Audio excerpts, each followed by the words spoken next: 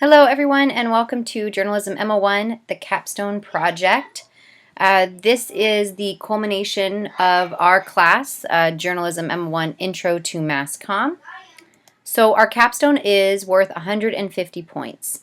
The objective is that you will all select a medium of digital mass media. So we have the mediums over here. We have newspapers, music, books, television and movies, and radio.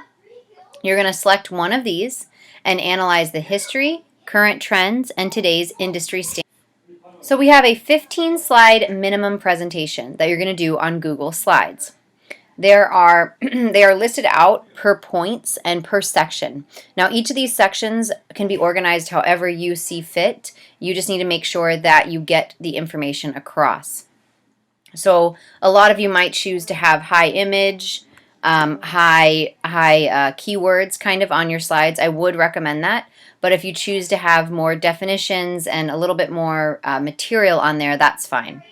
Okay, so here's the listed out. It's listed by points. We have the history of a medium. You're going to use our text as well as any other sources that you find that are credited. So you can use academic journals. You can use other online resources that are credible, as well as news articles and so forth to find the history of your medium. Our lectures are also a great resource. You can find information in our lectures and our online textbooks through each of the functions of mass media as well as the theories. So go through these, and I have examples that I'm going to go through right now of all of the slides. Okay, and along with this, you're going to also do a 3 to 5 page capstone presentation or speaker notes, and this is located on the PowerPoint as well. You're going to summarize each of your slides and include transitions between each of your topics. So this document should read like speaker's notes, a script of what you would say during your presentation, but it's going to be an essay format. So it's going to be complete sentences.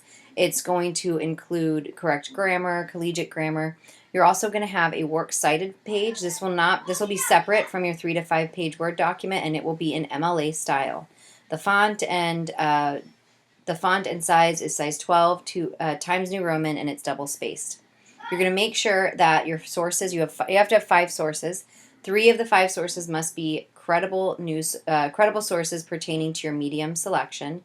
2 of the 5 sources can be our online textbooks. So that means you have 3 that you have to find on your own. So I would like you to find news articles, like I mentioned, academic journals, or other sites that offer information about your medium. So sources must be hyperlinked into the 15-slide presentation and listed in MLA format on a separate works cited page.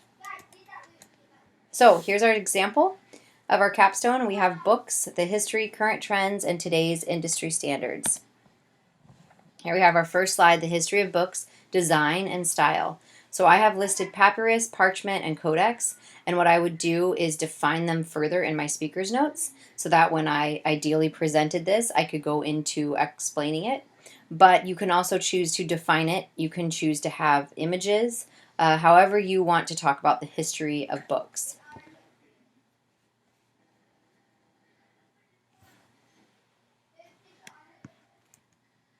So then we're going to go into the print process of books. You're going to probably need 2 to 3 slides on the history because you're going to want to talk about the origins and then how its historical transition. So you're going to need to cover kind of where it began, as well as, you know, the Middle Ages to probably like the 18th, 19th century sort of thing. And then when we get into the 20th century, that'll be further on in the presentation when we talk about the digital platforms that are available.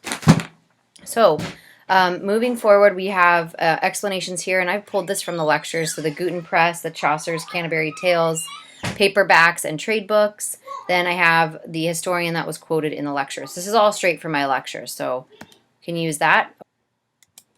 Okay, so here we have the functions of mass media applied to books. So to showcase these functions in your medium, you have an option to select an example of the function in your form of a publication, like a radio station or podcast series, a television show, a book, a song, or you can talk about the entirety of the medium and how it reacts or enables the functions to work for its medium. This can be through an author, songwriter, producer, director perspective, or through a certain genre perspective. I used couple different examples in regards to books to give you guys a good idea. So I used a journalism perspective overall. When we talk more about nonfiction and fiction, I was looking at more of a young adult genre. So you can kind of choose to mix match these, whatever you're interested in. Use that, whatever you're more familiar with, use that to kind of highlight the functions and theories aspects of your medium. Great example of the book form in this is a nonfiction novel called In Cold Blood. This novel spawned the new school of new journalism, and invented the true crime genre as we know it. So books began as storytellers, but transitioned over the time to hold many more functions, and surveillance is one of them. So this is an example. We also have correlation. So the information received through mass communication is not objective without bias. So people ironically state if it's true, it must be true if it's on the internet, which most of you probably don't say that anymore. But how credible is the media? Can we consume media without questioning motive and agenda? Someone selects, arranges, interprets, edits, and critiques the information used in the media. So obviously there is a bias in the media, but how far of a bias? What this example of correlation in regards to media bias or bias in general would be a book that is discussing this, evaluating it. It would not necessarily be that basic. It could be other options, but you want to look, so say if you're doing radio, you want to look for a podcast or a movie if you're doing films or a television show that kind of presents the facts that we use to navigate through life. So there's a correlation. So this book is very obvious because it talks about the partisan bias debate, which is huge right now and relevant in the news. But it also could be a book that talks about something that the media is supporting or has kind of highlighted it. Like, for instance, in Hollywood, it could be a movie that is just bringing a new trend to our lives. So think of something that was recently out there that caused a trend reaction, even songs. So I'm sure you guys can think of some examples like that, as well as podcasts that started a trend of some sort, and that offers up facts that we use to kind of go through life. There's another aspect of correlation, and that is social media. So the book medium, like every other medium, so all of you guys will probably look into this, they highlight their outreach with social media. So an author is going to have this author, so for instance, Mary Lou, she is launching a new title for her book, and so she's going to take a picture of her workspace and then launch a little description up top and shout it out to all of her readers and followers. So that's a great way to kind of launch and market, so forth. So that's correlation with social media. Okay, so the first two functions provide and interpret news. The third allows for media to kind of reflect the influence on social norms. So the media serves as a transmitter of cultural messages, like letting the masses understand what are considered acceptable forms of behavior. Cultural transmission is what becomes the norm after it's embraced from media reporting. So mass media is a vehicle to transmit cultural norms, values, rules, and habits.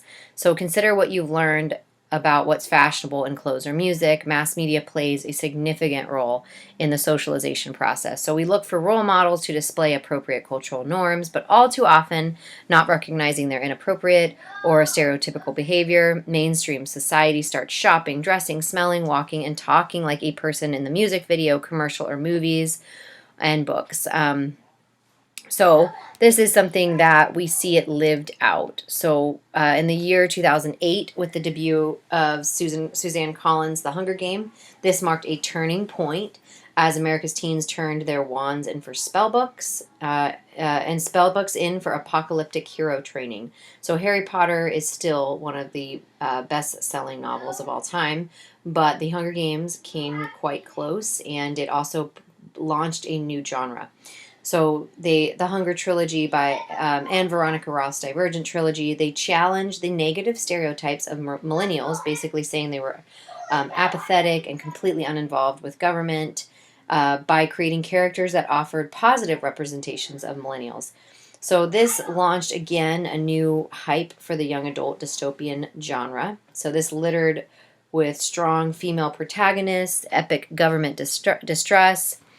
It's blossomed now into a platform of expression of unexplained proportions.